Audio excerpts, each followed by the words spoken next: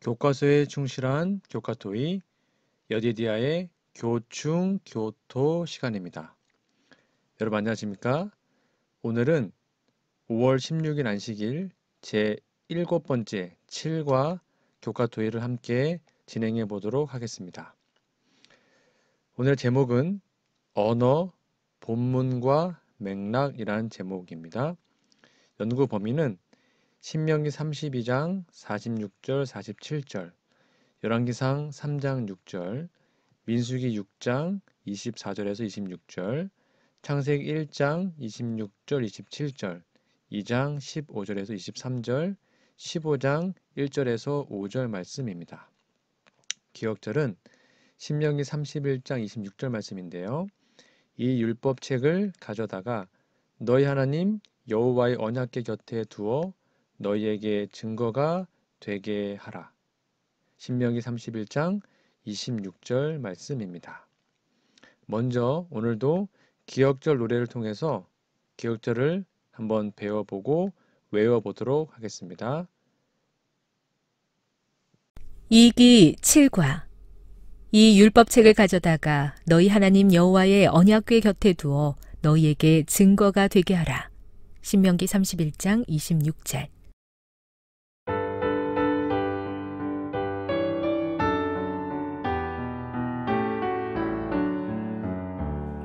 이 율법책을 가져다가 너희 하나님 여호와의 언약궤 곁에 두어 너희에게 증거가 되게 하라. 신명기 31장 26절.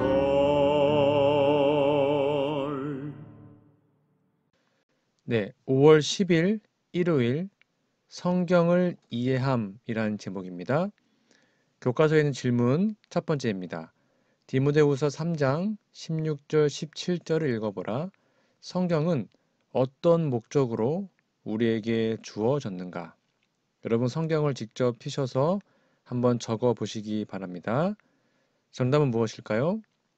교훈과 책망과 바르게 함과 의로 교육하기에 유익합니다. 성경책은요.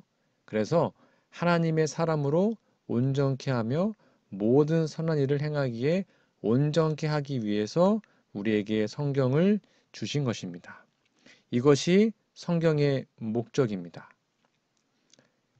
그 밑에 두 번째 질문이 나옵니다. 신명기 32장 46절 47절을 읽어보라. 왜 이스라엘 자손들은 율법의 모든 말씀, 곧 토라 또는 명령에 순종해야 했는가? 어떻게 하나님의 말씀이 우리의 날들을 길게 할 수 있는가? 오늘날 그 말씀의 의미는 무엇인가? 그럼 읽어보시고 여러분의 언어로 한번 적어보시기 바랍니다. 정답은 하나님께서 주신 명령이고 약속입니다. 그러므로 헛되지 않습니다. 또한 이 말씀은 생명이기 때문에 준행, 즉 순종할 때 그 생명이 장구하게 됩니다. 오늘날 그 의미는 영생을 얻는다는 뜻입니다. 하나님의 명령은 곧 약속이기 때문입니다. 성경은 인간의 문자로 기록되었기 때문에 이해하기 위해서는 문자를 아는 것이 아주 중요합니다. 그러나 문자를 모른다고 성경을 이해할 수 없는 것은 아닙니다. 음성으로 전달하는 말을 통해서도 이해할 수 있죠. 그러나 문자를 알면 더욱 좋은 것입니다. 이미 앞에 과에서 말했는데요. 복음을 처음부터 번역되었고 성령께서 친히 통역하여 각각 자기 방언으로 복음을 듣고 깨닫게 하셨습니다. 그러므로 원어를 반드시 알아야 하는 것은 아니에요. 그러나 원어를 알면 더 좋은 것입니다. 그렇죠? 그래서 다음에도 나오겠지만 단어의 한 가지 뜻에 매여도 안 됩니다. 성경의 전체 사상을 이해해야 합니다. 그래서 성경의 용례, 즉 이 단어가 성경의 다른 책에 어떻게 쓰였는지를 반드시 살펴봐야 합니다. 그리고 성경의 사상을 이해하고 단어의 뜻을 어떻게 번역하고 적용해야 할 것인지 기도하며 심사숙고하고 해석해야 합니다. 그리고 그 해석이 성경 전체의 사상과 이렇게 부딪힘이 없는지를 반드시 연결시켜서 살펴봐야 해요. 그래서 어떤 분들은 성경의 이해와 해석이 마치 퍼즐과 같다고도 합니다. 한 조각이라도 제자리에 들어가지 않으면 퍼즐 전체가 바르게 완성되지 않죠. 성경의 모든 해석과 설명이 그것이 들어갈 자리에 들어가서 전체 그림이 뭔가 이렇게 조화롭지 않으면 완성이 안 된 거예요. 그래서 완성될 때까지 바르게 이해하고 해석해야 하는 것이죠. 우린 그것을 기준으로 결론을 내려야 합니다. 그렇기 위해서는 성경 전체의 사상을 하나님이 깨닫기를 원하는 대로 바르게 깨닫도록 정말 열중해서 기도하고 또 기도해야 합니다. 우리가 겸손한 마음으로 성령을 구할 때만 우리는 말씀을 이해할 수 있습니다. 성령께서 이러한 열망이 있는, 즉 가난하고 정말 원하는 그 간절한 심령이 있는 사람에게 은사를, 즉 깨달음의 은사를 허락하실 것입니다. 5월 10일 일요일 예언의 진의 권면인데요. 영감의 기원입니다. 인간의 언어로 표현된 하나님의 사상. 무한하신 하나님께서는 당신의 성령을 통하여 당신의 종들의 정신과 심령에 빛을 비추어 주셨다.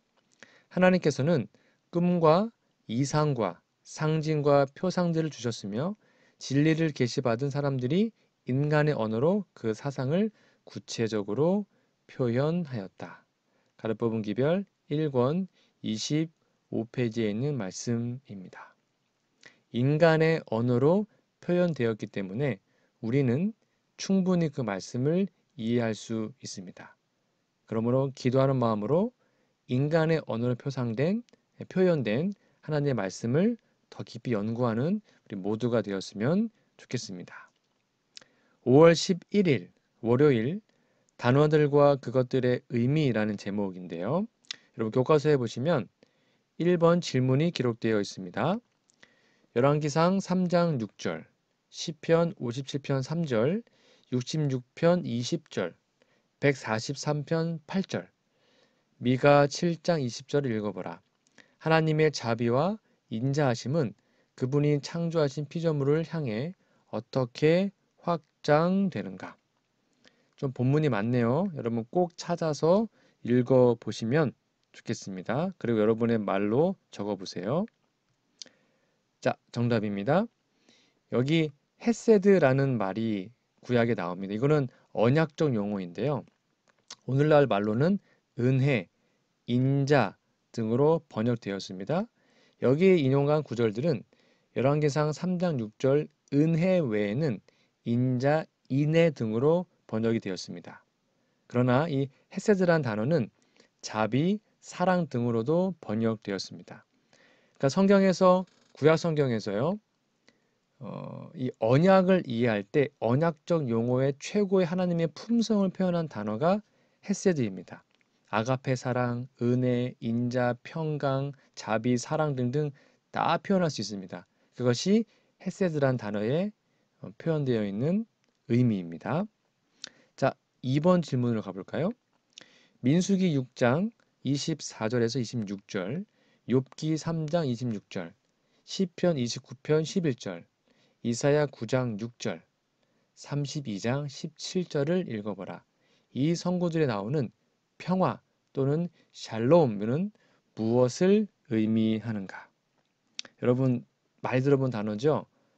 좀 읽어보시고 답을 적어보시면 여기 샬롬이란 단어도요. 평강, 평온 또는 화평 등으로 번역이 되어 있습니다. 오늘 이 월요일 소지는 좀 단어들에 관한 공부인데요. 유대인들은 그들의 인사법이 있습니다. 샬롬이라고 얘기합니다. 한국 사람들은 안녕하십니까가 인사였잖아요. 근데 그 안녕이라는 단어도 비슷한 단어인데 아직도 오늘날 우리들은 그렇게 사용을 많이 합니다. 우리 한국 사람들은. 근데 유대인들은 샬롬이라고 얘기합니다. 이런 인사는 역사적으로 그러니까 우리 한국을 말하는 겁니다. 한국은 역사적으로 안녕하지 못할 때가 많았기 때문에 하룻밤 사이에 안녕하시냐라고 물어보는 겁니다. 유대 역사도 똑같습니다. 이웃 민족들에게 끊임없이 공격당했죠. 재물을 빼앗기고 자주 주위의 강한 민족들의 지배를 받곤 하였습니다. 그래서 그들에게 샬롬은 뭔가 일상의 소망이었는 것 같아요. 그래서 그들은 하나님께서 그들에게 샬롬, 즉 평강과 평화를 주시기를 간구했습니다. 그래서 성경의 하나님 여호와는 샬롬의 왕, 평강의 왕이시죠.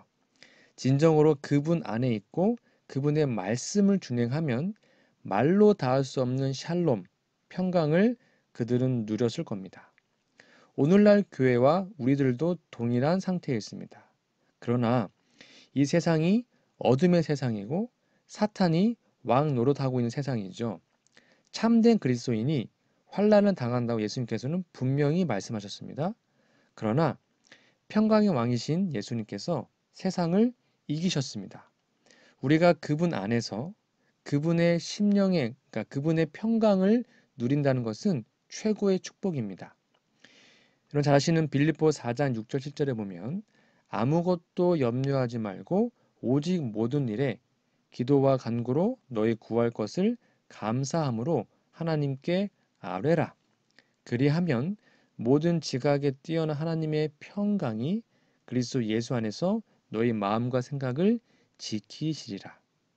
문제는 우리가 참으로 예수님 안에 있는가 하는 것입니다. 여러분은 지금 예수님 안에 거하고 계십니까? 포도나무 가지가 생명의 진액을 공급받으려면 포도나무에 붙어 있어야 됩니다. 그렇게 되면 그는 그 포도나무 가지는 영원토록 살 수 있습니다. 나무가 죽지 않는 이상.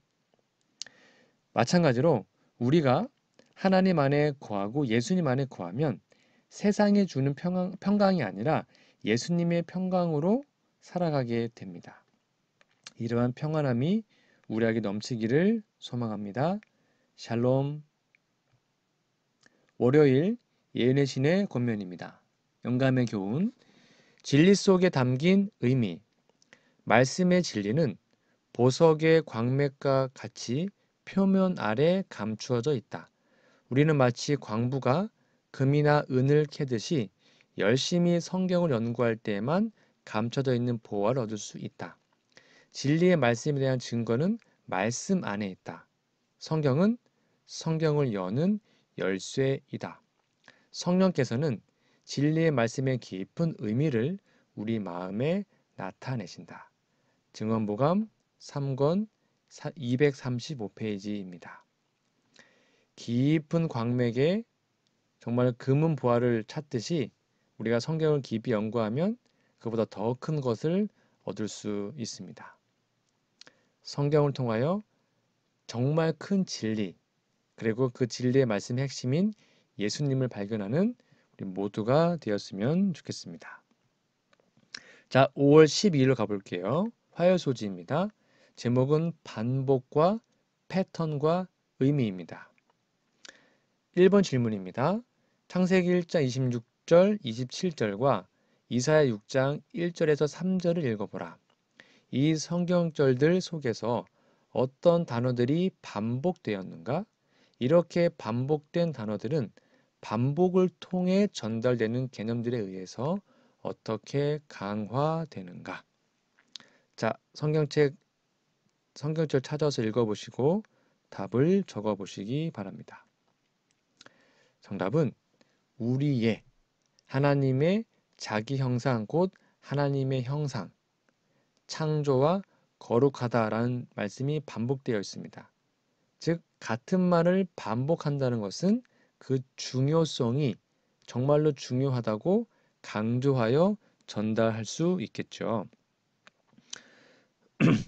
개역 한글 성경과 개역 개정에는 이 창조라는 말이 2번 나옵니다. 그러나 히브리 성경체 원문에는요, 이 창조, 바라라고 하는데 3번 나옵니다.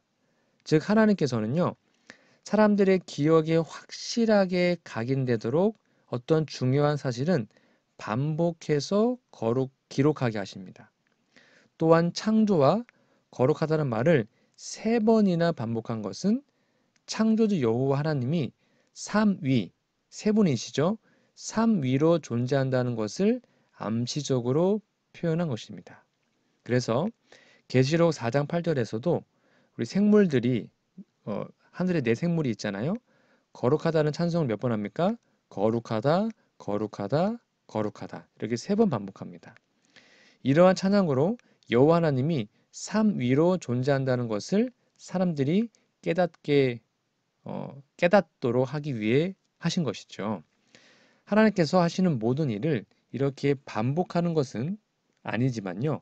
성경은 같은 사실을 반복하여 읽는 사람들의 기억에 오래 남도록 계획한 것으로 우리는 이해할 수 있습니다. 여러분, 이런 건 우리 사람들도 똑같지 않습니까? 우리도 어떤 중요한 게 있으면 계속 반복해서 강조하잖아요. 그래서 우리 성도님들, 저를 포함해서 우리 모든 분들은 성경을 반복해서 읽어야 됩니다. 적어도 1년에 한 번은 통독해야 합니다. 그건 기본이어야 됩니다. 그리고 또 깊이 주석도 수술해 보셔야 되고요. 이렇게 반복해서 읽다 보면 하나님의 말씀을 기억하고 깨닫고 알게 될 것입니다. 이렇게 중요한 사실을 반복하여 기록하신 하나님의 배려를 우리는 감사한 마음으로 이해할 수 있습니다. 그래서 여러분 성경 읽으시다가 똑같은 단어가 반복되어 나오면 이거 중요한 거구나 라고 이해하시면 돼요. 한 예로 예수님도 거듭남을 말할 때 요한복음 3장에서요. 내가 진실로 진실로 이르노니 사람이 거듭나지 않으면 하늘에 못 간다 그랬단 말이죠. 거기도 진실로 진실로가 반복되어 있어요. 그만큼 중요하다는 겁니다. 어떠한 단어가 반복되면 중요한 것이다. 그렇게 이해하시면 되겠습니다. 화요일 예언의 신의 권면입니다. 영감의 교훈. 노래로 부르게 하는 반복 교육. 하나님의 말씀을 기억하는 데는 그것을 노래로 반복하여 부르는 방법보다 효과적인 것은 없다. 그런 노래에는 기이한 힘이 있다. 노래는 거칠고 교양이 없는 성질을 진정시키는 힘이 있는가 하면 한편으로는 사람의 마음에 활기를 주고 동정심을 깨우치며 행동의 조화를 촉진시키고 용기를 잃게 하며 노력을 약하게 하는 어두운 생각과 흉사에 대한 예감을 없애는 힘이 있다. 복음전도 42페이지입니다. 그래서 제가 이 교과 공부를 하면서 늘 앞에다가 우리 노래, 기억적 노래를 함께 부르잖아요. 성경 분명히 얘기합니다. 노래로 외우면 말씀을 기가 막히게 기억할 수 있답니다. 여러분 기억적 노래 정말 좋은 거니까요. 꼭 노래로 한번 외워보시면 우리에게 큰 도움이 될 겁니다. 그러한 노래에는 힘이 있다고 했습니다. 반복하여 노래로서 하나님의 말씀을 외우는데 도전해 보시기 바랍니다. 자, 5월 13일 수요일로 가보겠습니다. 제목은 본문과 문맥 또는 맥락이라고 합니다. 1번 질문을 볼까요? 창세기 1장 27절과 2장 7절을 비교해 보라. 그런 다음에 창세기 2장 15절에서 23절을 읽어보라. 서로 다른 성경절들과 문맥으로부터 우리는 히브리어로 사람을 뜻하는 아담의 정의를 어떻게 이해해야 하는가? 여러분 먼저 읽어보셨습니까? 읽어보시고 정답을 적어보시기 바랍니다. 여기 사람이라고 번역된 이 아담이요. 창세기 1장 27절에는 남녀 구분 없이 그냥 사람을 뜻하고 있고요. 2장 7절에서 이 아담은 남자로서 아담을 뜻합니다. 그리고 15절에서 23절에는요. 그 남자의 이름으로 아담이라고 하고 있습니다.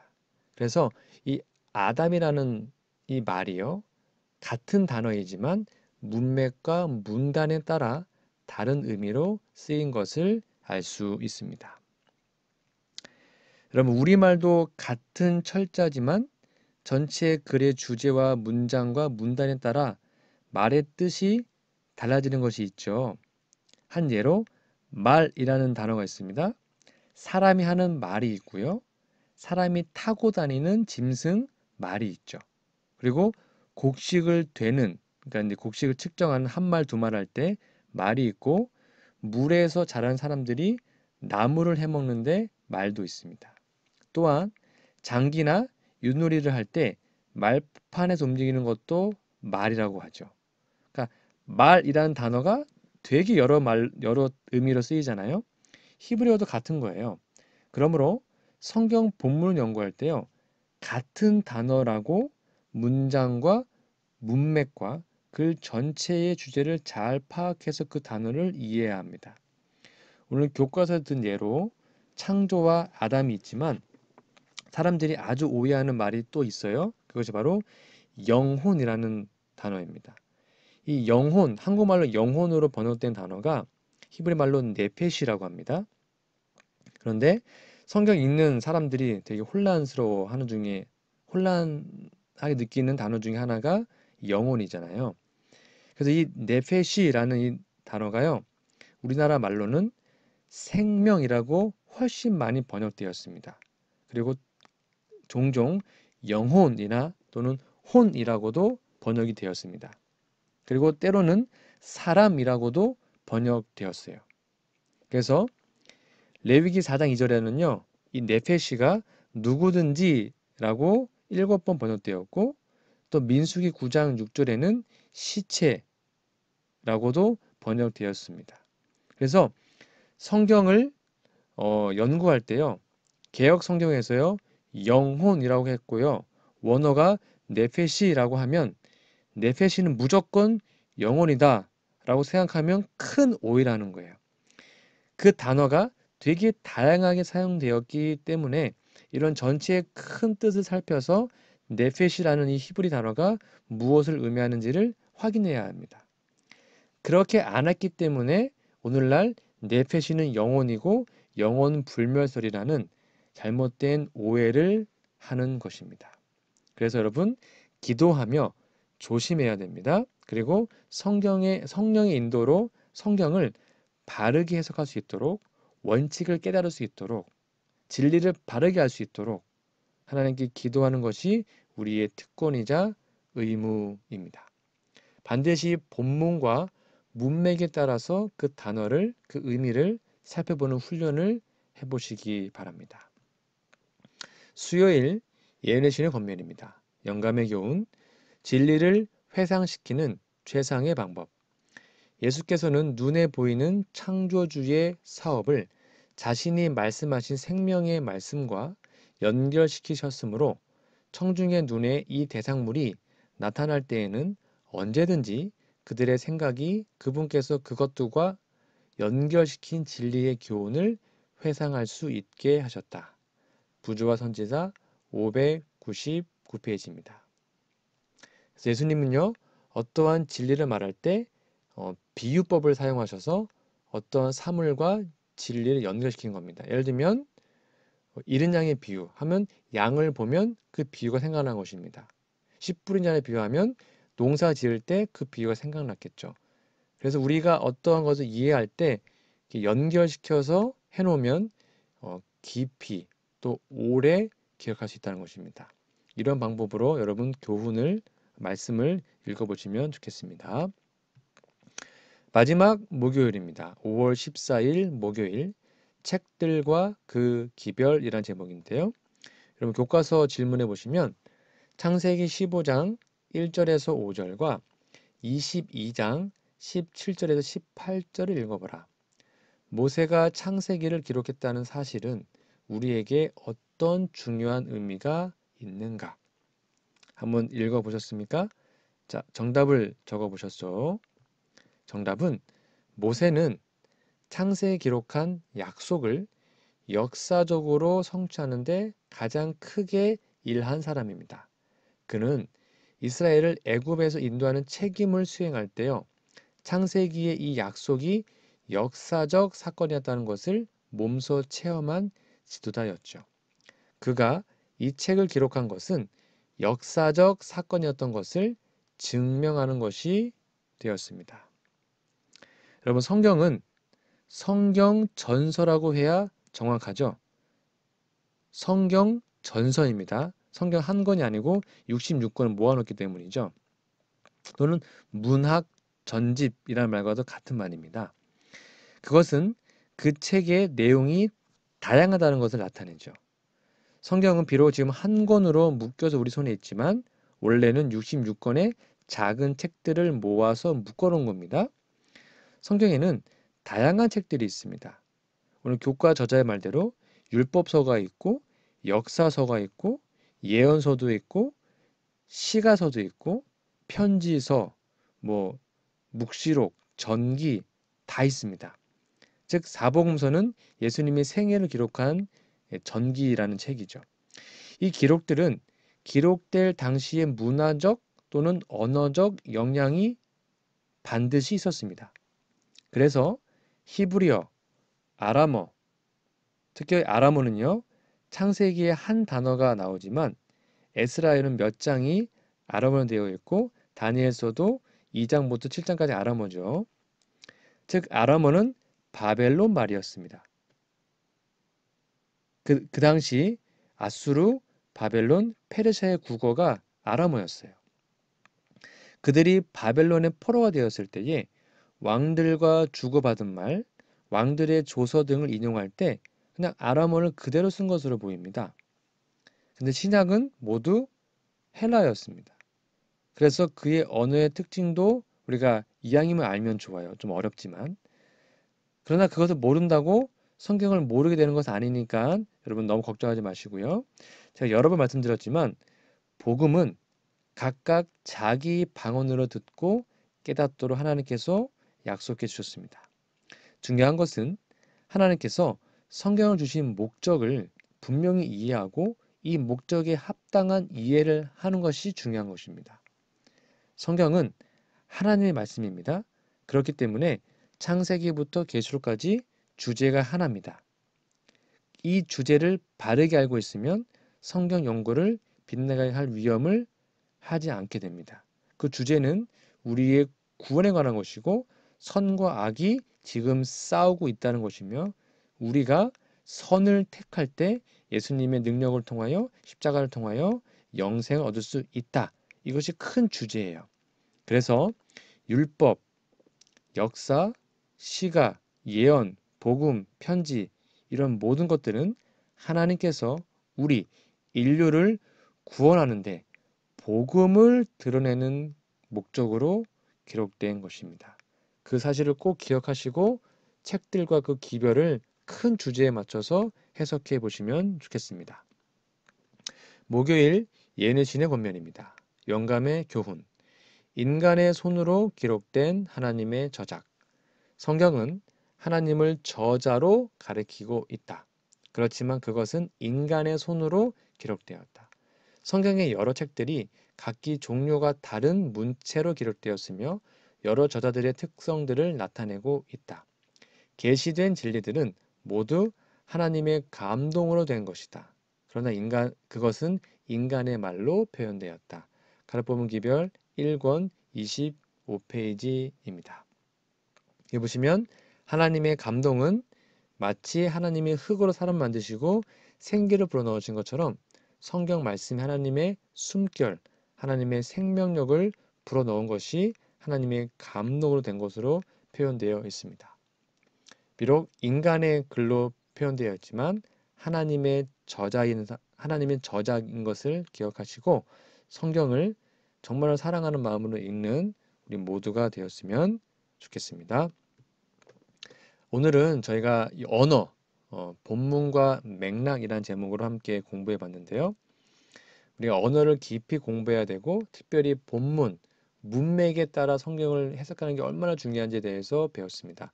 여러분 스스로 한 번 더 공부해 보시고 연구 범위와 또 기억절 한번 외우시고 또 노래로 불러보시면 좋겠습니다.